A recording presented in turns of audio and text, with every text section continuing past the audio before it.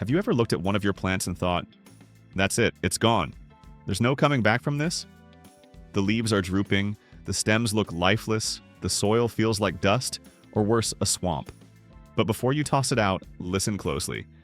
Because in today's video, I'm going to show you 5 simple, proven tricks that can bring almost any dying plant back to life. And here's the best part. These methods don't require expensive fertilizers, special tools, or rare chemicals. Just a little patience, understanding, and the right touch. So grab that sad, drooping plant from the corner, because by the end of this video, you'll know exactly how to revive it, and why this works every single time. Let's begin with the first, and perhaps the most important step, because most dying plants aren't dead. They're just misunderstood. 1. The water reset, teaching your plant to breathe again. When a plant begins to decline and when the leaves start drooping, the soil feels soggy, and the once vibrant green turns into a dull, lifeless hue. The natural reaction most people have is to grab the watering can and pour even more water. After all, a thirsty plant needs water, right?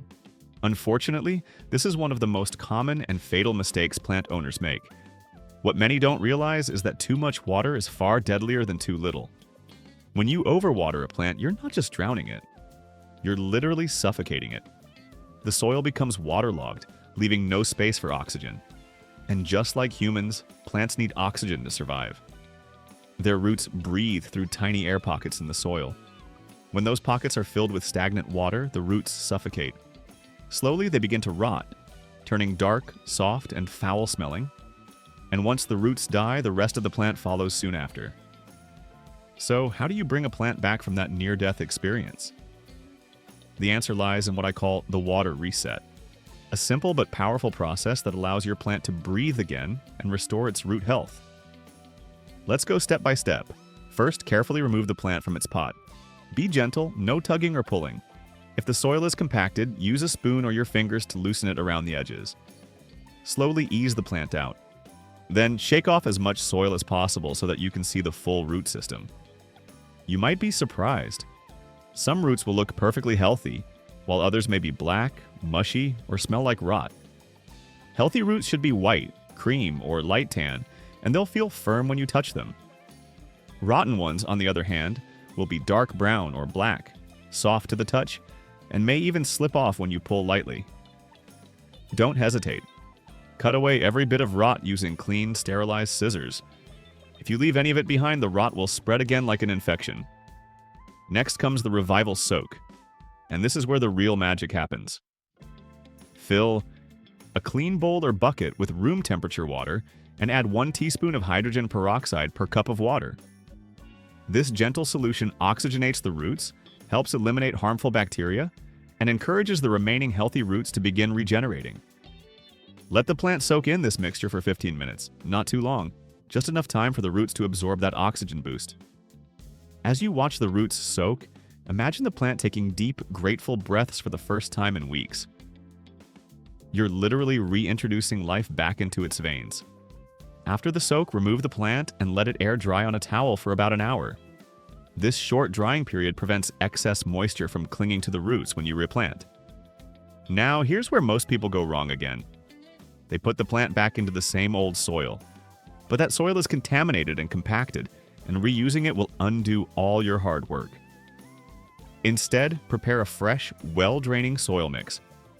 Depending on the type of plant, you can add sand, perlite, pumice, or small pebbles to improve airflow and drainage. The key is to make sure water can easily pass through instead of pooling at the bottom.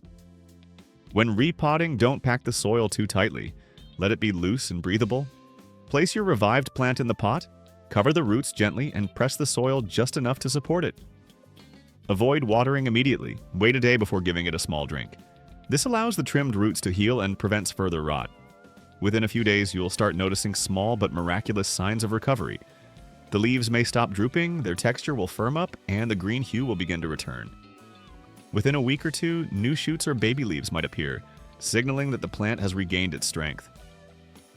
It's truly an incredible transformation. Almost like watching your plant take its first deep breath of fresh air after being underwater for too long. You'll be amazed at how powerful this simple water reset can be. Even plants that seem completely gone, limp, yellowed, or shriveled, often bounce back with this method. The key is patience, gentle care, and the understanding that plants, like people, sometimes just need a chance to breathe again. So the next time you see a dying plant, don't panic, and don't drown it in more water. Take a moment, assess the roots, and give it the gift of oxygen. You might just witness one of nature's most beautiful comebacks, right on your windowsill. 2. The leaf revival. Energy restoration through pruning and cleaning. Leaves are the true life indicators of any plant. They reveal everything about its health and mood. When they start curling, drooping, or turning yellow, it's the plant's quiet way of saying, "I'm struggling." Many people panic at this stage, but the key isn't panic. It's restoration. You're not just saving leaves, you're helping your plant regain energy and balance. The process begins with pruning. Take a clean, sharp pair of scissors and carefully examine your plant. Remove every leaf that's dry, brown, or more than halfway damaged. These dying leaves only drain nutrients the plant could use to grow new, healthy ones. Think of it as cutting away what no longer serves life, like trimming dead branches from a tree so the living parts can flourish again. Once the unhealthy leaves are gone, move on to cleaning the healthy ones.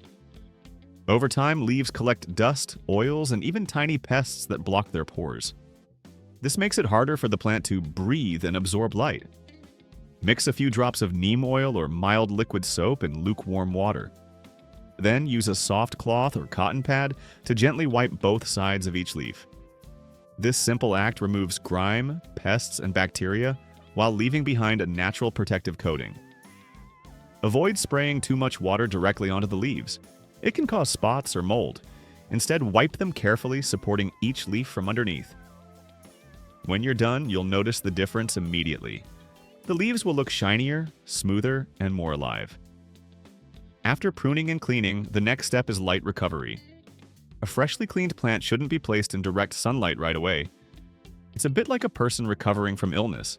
It needs gentler conditions. Move it to a bright area with indirect light where it can slowly regain strength. This allows the plant to restart photosynthesis without the risk of sunburn or shock. This method works especially well for tropical plants like monsteras, peace lilies, and calatheas, which naturally grow under tree canopies. Within a week or two, you'll often see new leaves starting to unfurl, small signs of rebirth that prove your efforts are working. If you want to boost recovery further, increase humidity around your plant. You can lightly mist the air near it or place a shallow tray of water with pebbles underneath the pot. As the water evaporates, it creates a soft, humid environment, just like the one tropical plants love.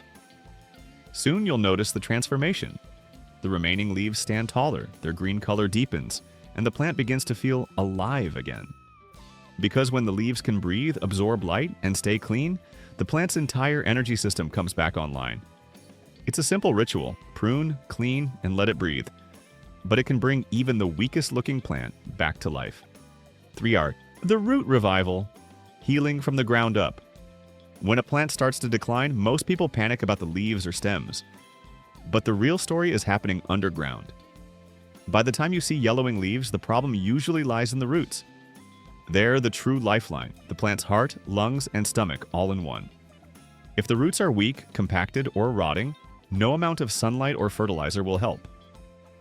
That's why the root revival is about healing from the ground up. Step 1. Inspect the roots. Gently slide your plant from its pot. Never yank it out. Tap the sides, loosen the soil, or rinse gently with lukewarm water if needed. Healthy roots are light-colored and firm. Sick roots are brown, mushy, or smell sour. Trim every dark or slimy piece using sterilized scissors. Don't be afraid to cut deep. Your plant will bounce back faster with a few healthy roots than with many rotting ones. Step 2. Detox soak. Fill a bowl with clean water and add a teaspoon of activated charcoal. Let the roots soak for about 10 minutes. Charcoal removes toxins, bacteria, and fungus while gently oxygenating the roots. It's like a mini spa treatment that helps them breathe again. After soaking, let the roots air dry for 30 to 60 minutes. Slightly damp is perfect, not dripping wet.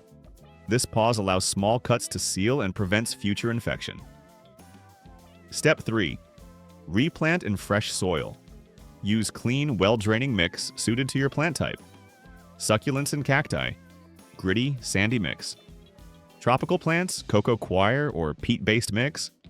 Herbs and flowers, rich, loamy soil. Here's the insider trick. Sprinkle a teaspoon of cinnamon at the bottom of the pot, or directly on the roots.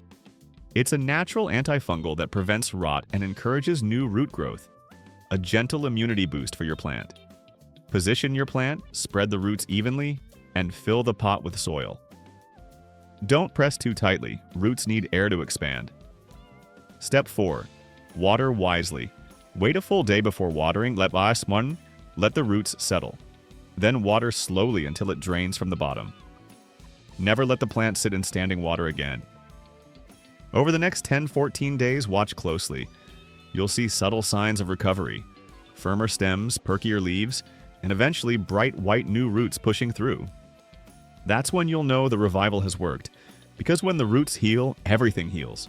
Growth surges upward, leaves regain color, and blooms return stronger than before. So the next time your plant looks hopeless, don't give up. Go underground, cleanse the roots, protect them with cinnamon, and let nature do the rest. Even the weakest plant can return to vibrant life. All it takes is a little care, patience, and a root revival. 4. The nutrient boost. Reviving soil. Sometimes your plant isn't dying, it's simply starving. And here's the truth. Soil isn't just dirt. It's a living, breathing world full of microorganisms, bacteria, fungi, and beneficial insects, all working quietly to feed your plant. Over time, constant watering washes away nutrients. Store-bought potting mixes get exhausted, losing their natural vitality.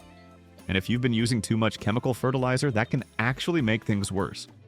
Salt builds up in the soil, clogging root pores and locking away essential minerals. The plant is surrounded by soil, yet it can't absorb what it needs. That's where the nutrient boost trick comes in. It's like reviving your plant's gut health from the ground up. Start by gently loosening the top inch, 2 to 3 centimeters of soil. Don't dig deep. You're not trying to disturb the roots, just break the crust so that air and water can penetrate again. This simple act reawakens the soil. It lets oxygen reach the microbes that have been suffocating under compacted dirt. Now it's time to feed the soil, not just the plant. Mix up this natural nutrient cocktail. 1 teaspoon of seaweed extract or fish emulsion. These are like multivitamins for plants packed with micronutrients and natural growth hormones. 1 tablespoon of compost or worm castings, the most powerful natural fertilizer you can use. It's rich in beneficial bacteria and slow-release nutrients. 1 liter of lukewarm water, the perfect carrier to gently deliver these ingredients into the root zone. Stir the mixture well, then pour it slowly around the base of your plant. Let it soak in rather than flood the pot. You want the roots to sip, not drown. This formula doesn't just feed the plant, it rebuilds the ecosystem inside the soil.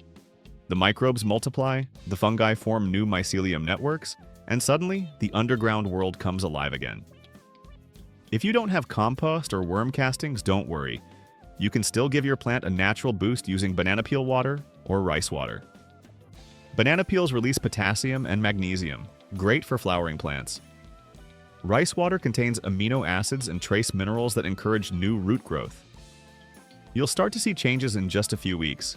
The leaves regain their deep green color. The stems strengthen. New shoots appear with vigor you haven't seen in months. Repeat this gentle feeding once every 2 weeks, and you'll be amazed at how the soil transforms from lifeless dust into rich, living earth again. Because healthy soil equals a healthy plant. Always. 5. The environment reset. Rebuilding the perfect microclimate. Now that your plant's roots are clean, its soil is alive again, and it's been nourished back to health, it's time for the final step, the environment reset. You see, even the strongest plant can't survive in the wrong surroundings. A thriving plant isn't just about what's in the pot. It's about what's around it. Every plant evolved in a specific climate, and when you recreate that environment, healing happens naturally. Start with light. Light is the energy source that fuels photosynthesis, the process that literally keeps your plant alive. But more light isn't always better. Most indoor plants, especially tropical varieties, thrive in bright, indirect light. That means near a sunny window, but not directly under the harsh midday sun. Too much sunlight scorches leaves, causing dry, brown patches. Too little, and the plant becomes pale, leggy, and weak. Here's an easy test. Hold your hand a few inches above the plant. If you see a soft, blurred shadow, that's perfect.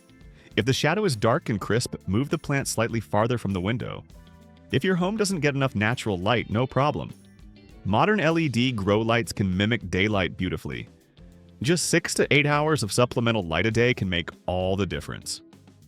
Next, humidity. Many indoor plants, especially tropicals like ferns, monsteras, calatheas, and orchids, crave humidity. Central heating and air conditioning often make our homes way too dry. You can fix that with a few simple tricks. Place a shallow bowl of water near your plant so it evaporates naturally. Mist your plants lightly in the morning, never at night when water can sit on the leaves too long. Or cluster several plants together. They'll create their own little humid microclimate, like a mini jungle. Then comes temperature. Plants love stability. Sudden changes from cold drafts, heaters, or air conditioners can shock them. Try to keep the environment between 18 and 2040, 65 to 75. That's the sweet spot for recovery and steady growth. If your plant ever seems to magically perk up after you move it, that's not magic. It's because the new location fits its natural needs better. More light, better airflow, gentler humidity. Finally, remember the emotional side of plant care. Observation. Every plant tells you what it needs, through color, texture, and movement. A little droop might mean it's thirsty. Crispy tips may point to low humidity. Pale new growth might signal nutrient deficiency. When you pay attention to these signs, you become part of the plant's rhythm, not just its caretaker, but its partner. So take a moment to look around your plant's space. Adjust the light, raise the humidity, keep it warm but not hot, and give it air to breathe. Do that and your plant will reward you, not just with fresh growth, but with energy, color, and vitality that transforms your space. Because a thriving plant isn't just alive, it's at home.